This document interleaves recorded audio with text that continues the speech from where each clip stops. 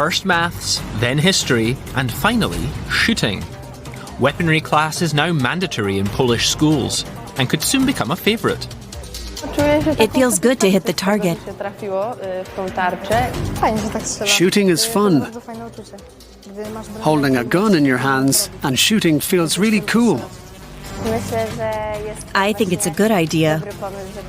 Life is scary these days, so you have to be prepared for anything.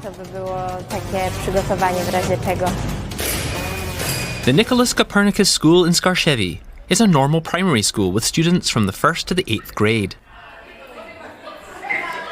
Differences of opinion are also handled in the normal way. What is less normal about this school is in the gym, where 13 and 14-year-olds arm themselves with the assault rifles and pistols laid out on the table, under the principal's supervision.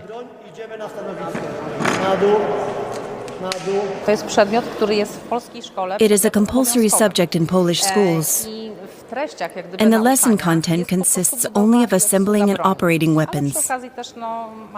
With the state of the world today, I think this type of training is very valuable. She is referring to Russia's invasion of Ukraine, right next door. Poland feels threatened and wants its young people to be able to handle weapons as early as possible. They're not too young to shoot, because the passion for shooting, like any sport, develops from an early age. That's why the ministry has ordered firearms training for all pupils. They don't use live ammunition, but lasers.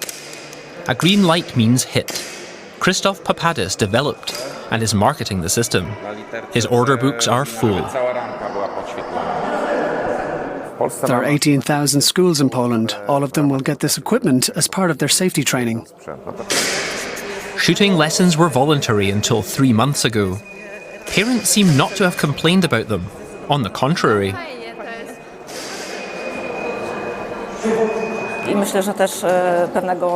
We are very proud that our children want to be on the right side of history, to defend our country, and to be patriotic.